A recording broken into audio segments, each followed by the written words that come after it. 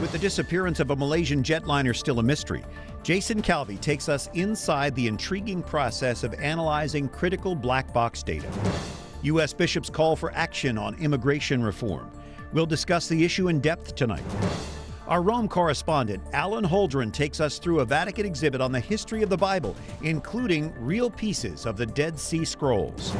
And our Saints for Today series continues tonight with Wyatt Spencer, profiling the quick wit of soon-to-be Saint John XXIII. Those stories and much more just ahead on EWTN News Nightly for Wednesday, April 2nd, 2014.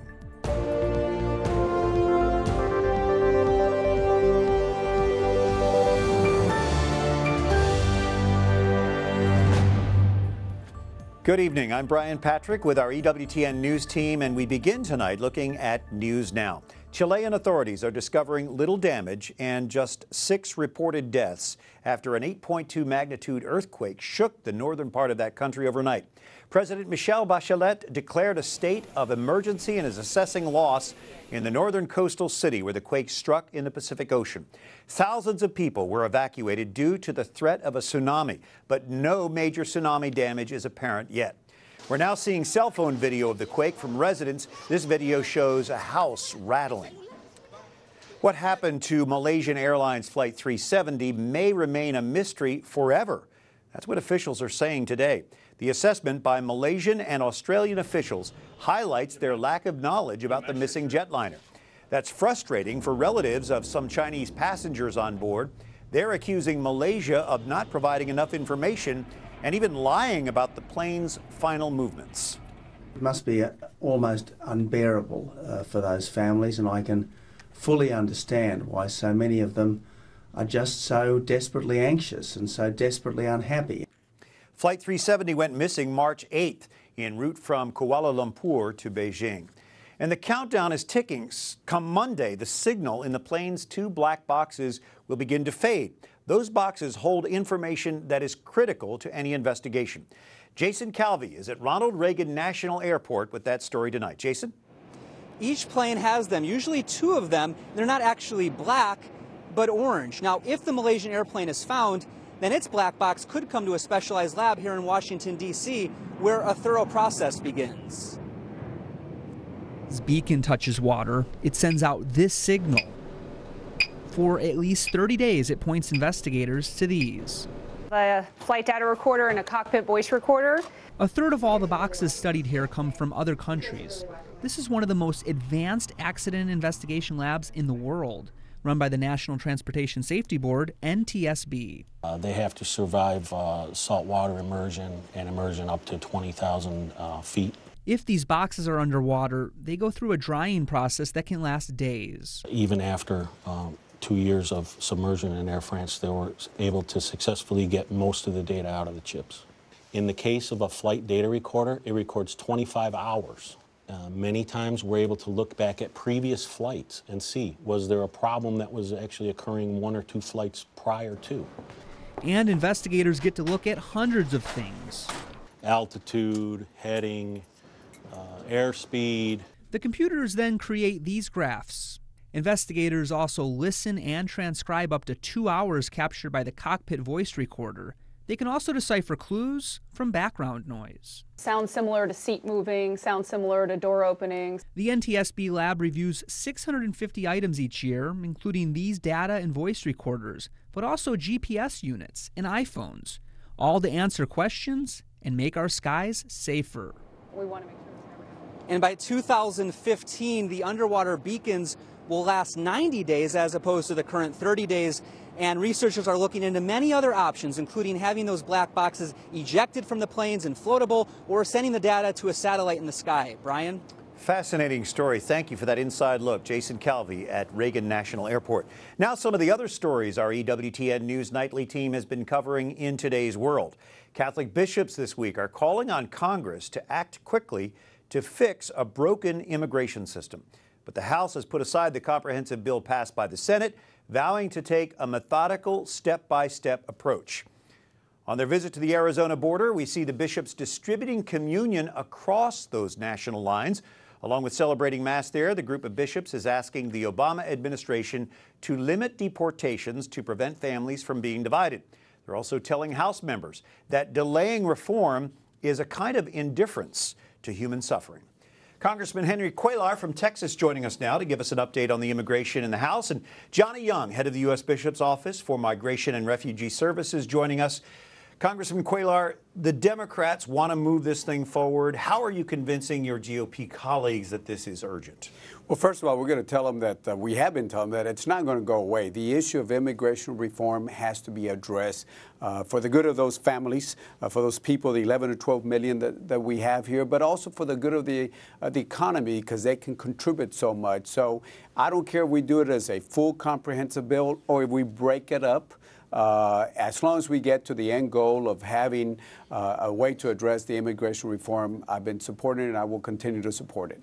Well, we watched the Mass on the border yesterday, and Ambassador Young, you were very much a part of putting that together. What did you think of how that all turned out? It turned out magnificently. We couldn't have been happier with how it turned out. The story has been reported in a number of papers, in the Times in Los Angeles, in the Washington Post. The images are very moving, and we hope that those images will motivate people to continue the pressure on the Congress to do something. And it's more than a political image here. You're talking about pastoral communion to people on both sides of the border. What does that say? That says that there are spiritual needs that have to be met, as well as the other needs of people who are caught up in this situation.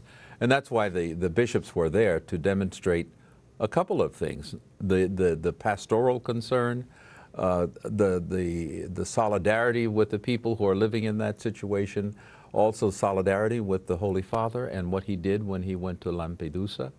And also a good reminder to those who saw those images that something really needs to be done to fix this system. As a descendant of immigrants, I'm sure that this is very close to your heart. We're told that if the House doesn't act on the Senate's legislation like this summer, that it could take years for this. Is that right? Well, hopefully it doesn't take years after this. It's an issue that, like I said, it has to be addressed. My father was born in Guerrero, Tamaulipas. He became a legal resident. Then he became a U.S. citizen. It's a system that takes a long time and needs to be fixed, without a doubt. But again, I keep asking my Republican friends in a very cordial way that we have to address this. I think Speaker Boehner wants to do it. I know Leader Pelosi definitely wants to do it.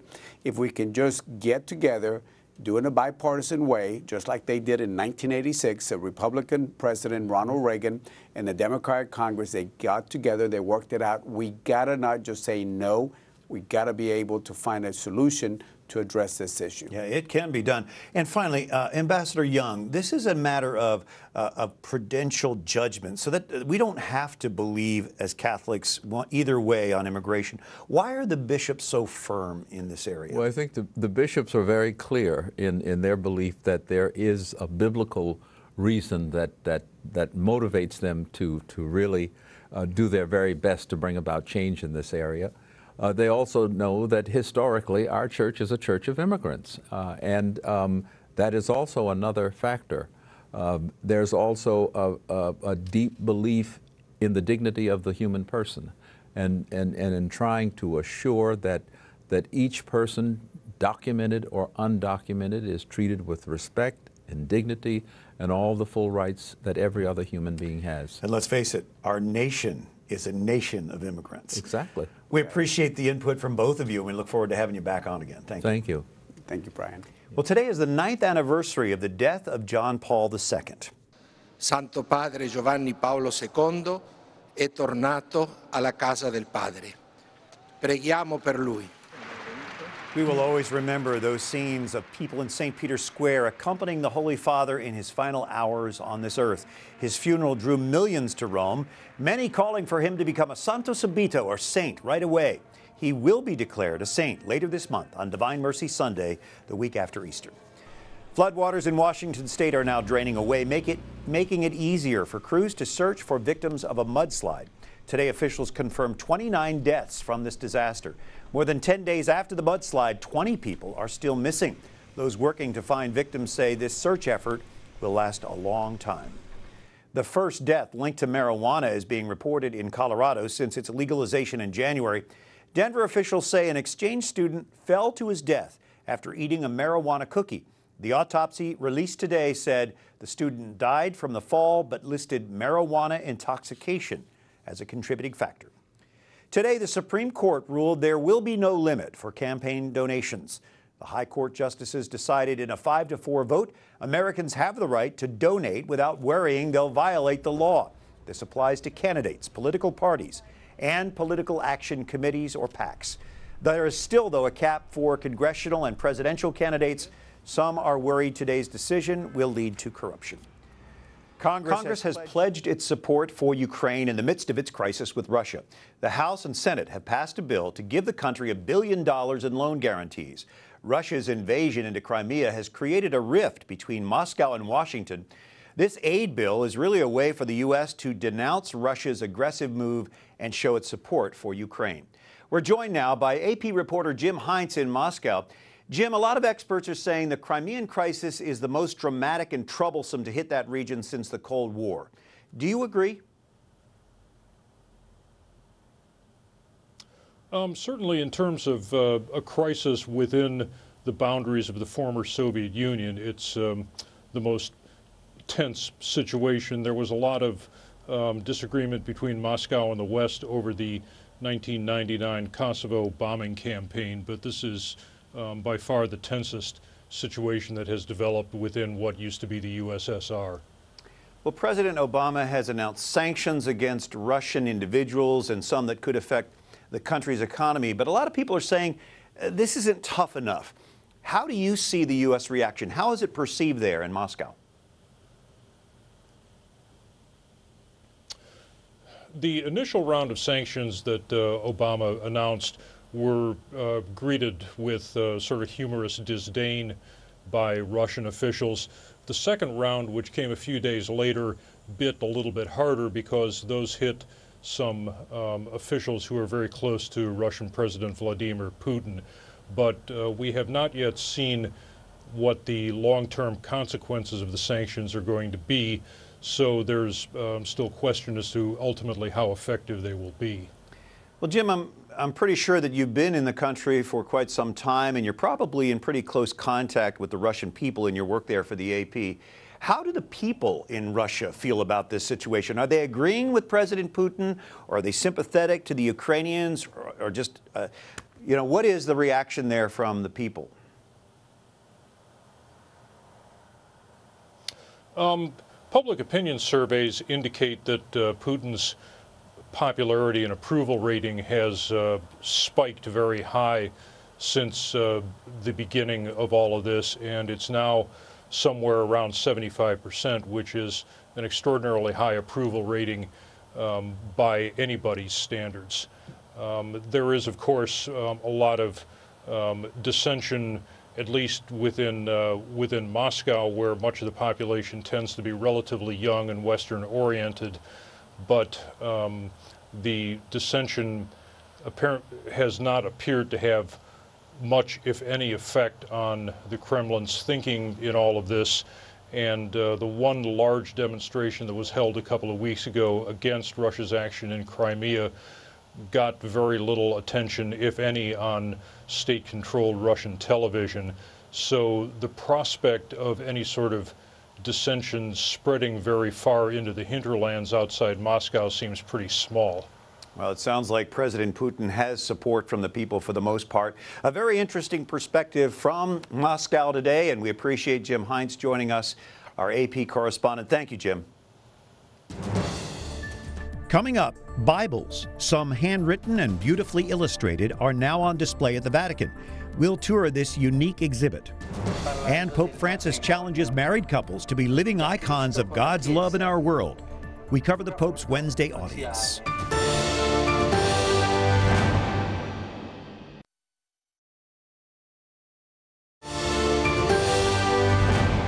Thanks for watching EWTN News Nightly on this 2nd of April. It is Wednesday, which means Pope Francis greeted crowds in St. Peter's Square for his general audience. The Pope thrilled the crowds, riding around in the Pope-mobile, waving and greeting people. The Swiss Guard was regal as usual.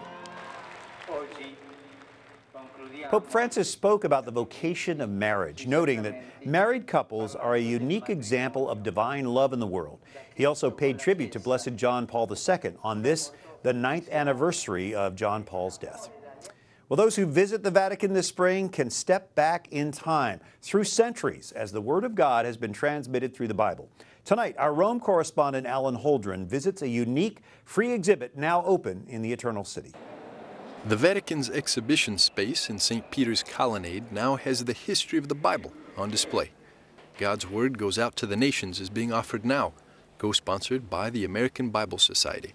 From real pieces of the Dead Sea Scrolls and some of the first known gospel texts, the visitor is taken through time and space following the spread of the Bible throughout the world. Greece, Egypt, Europe in medieval times, this scroll, brought by the first missionaries to China. Handwritten and illustrated Bibles, all unique, most originals. The message spread in every language with the help of ever-changing technologies. This exhibit tracks the transmission of the Bible across the globe and beyond, even going to places that man had never been before. This is a micro-Bible, taken to the moon by Apollo 14 astronaut Edgar Mitchell in 1971. The Bible has never had as much reach as it does today. Organizers with the Vatican this week to launch the display. God's Word is alive and well, and that's what you see in this exhibit, is the power of it. And that's what we hope to show. It's not only the transmission of the Word, but the impact of the Word. The exhibit is free for visitors and open until this June. Alan Holdren in Rome, EWTN News Nightly. Thanks a lot, Alan. I'm looking forward to seeing that exhibit while in Rome for the canonizations of John Paul II and John XXIII. Well, our current Holy Father, Pope Francis, is known for championing simplicity and helping the poor. In fact, just days after he was elected Pope, he made that very clear in a meeting with journalists who covered the conclave. Come vorrei una chiesa povera e per I poveri. The Pope saying there that he wants a poor church and a church for the poor. Dr. Melissa Moschella joins us from Catholic University of America to discuss this phrase, which has become a theme of the pontificate of Francis.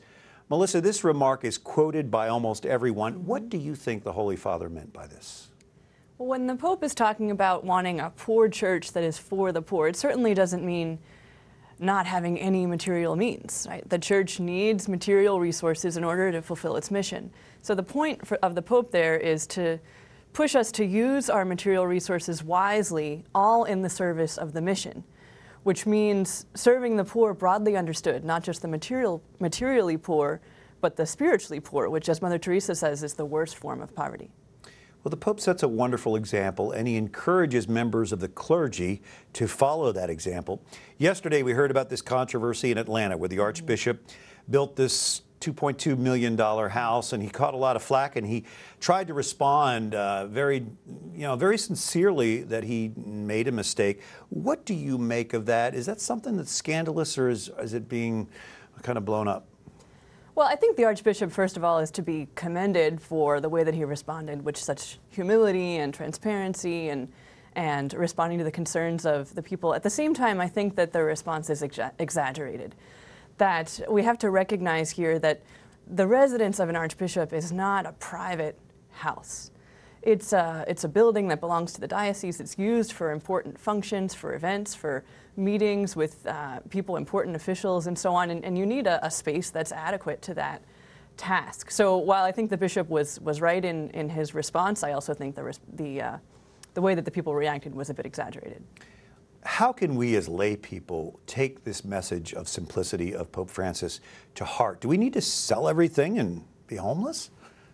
Well, that's obviously not the case. The call to live poverty in this extreme sort of external way is specific to those who have a vocation to the religious life, to be in a religious order.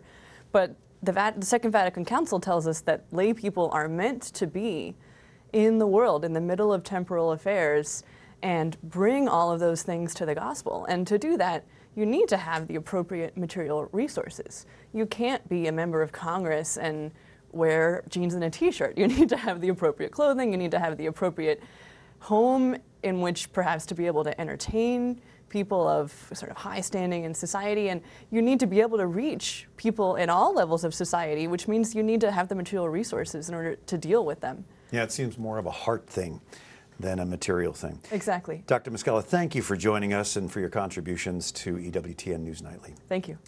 Well, coming up next, an exclusive interview this week on The World Over with Raymond Arroyo. Rick Warren, pastor of the Saddleback Church and author of Purpose-Driven Life, will talk about the mental health crisis that changed his family forever. Now he is partnering with Bishop Kevin Vann and the Diocese of Orange. Watch The World Over live with Raymond Arroyo Thursday at 8 p.m. Eastern right here on EWTN.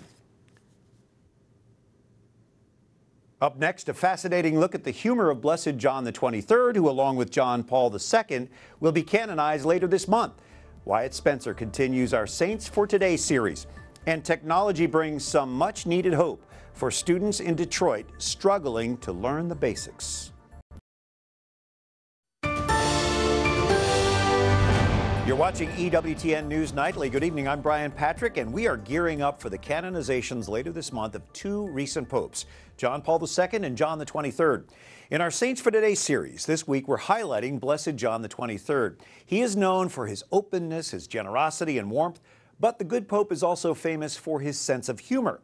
Wyatt Spencer has more. Wyatt?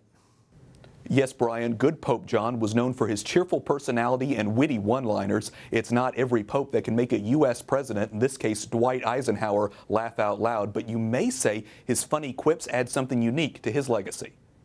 John XXIII's papacy lasted less than 5 years, but his brief time in office is full of stories. When they asked him, well, how many people work in the Vatican? He said about half. Father Richard D'Amelio, a professor at the Catholic University of America, describes Pope John as a man who related directly with people. People liked him, I think. There was something about him that they liked. You know, if you like a person, you listen to them. And I think that's what it was. And then when you listen to him, he had something to say. His eyes twinkled. He had a good approach to life. He was joyful. Not long after he was elected, John was walking the streets of Rome when he heard a woman call him fat. The Pope reportedly turned and said, "Madam, I trust you understand that the papal conclave is not exactly a beauty contest." Pope John also contemplated big issues, saying it often happens that I wake up at night and begin to think about a serious problem, and I decide I must tell the Pope about it. Then I wake up completely and remember that I am the Pope. It's important for someone in my position to know when to keep quiet and when to talk. To speak the right amount, to speak with elegance, to speak with respect for all people. Many say it was his humility that people were drawn to, saying anyone can be Pope, look at me. But perhaps he's best known for calling the Second Vatican Council. When Vatican officials told him it would be absolutely impossible to open the council by 1963, he said, fine, we'll open it in 1962. Sure enough, his honest approach and tongue-in-cheek responses are a few reasons he's still called Good Pope John. Wyatt Spencer, EWTN News Nightly. All right, thank you, Wyatt. Soon to be St. John XXIII. And you can follow all the news about the canonizations of John XXIII and John Paul II on social media.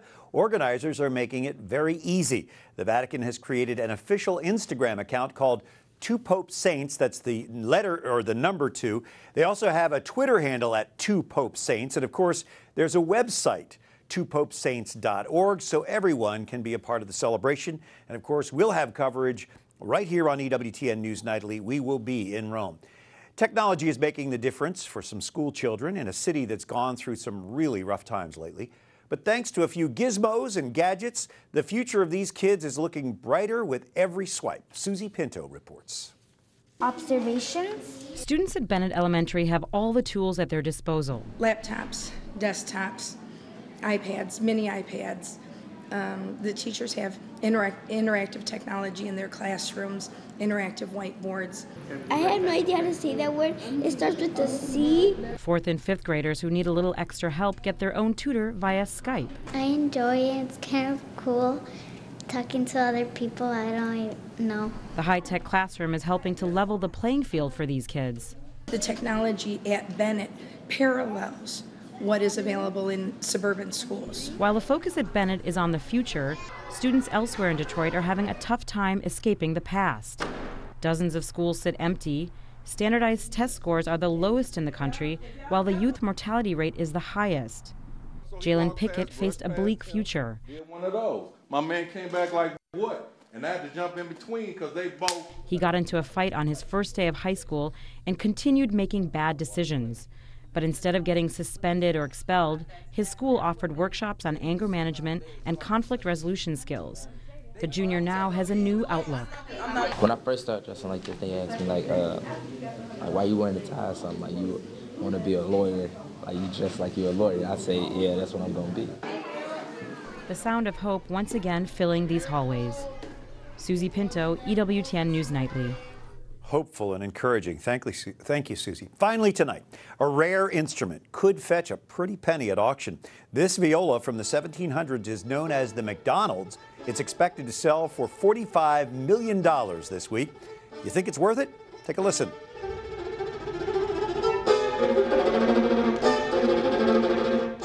Those sweet sounds coming from the McDonald aren't the only reason this is a special viola.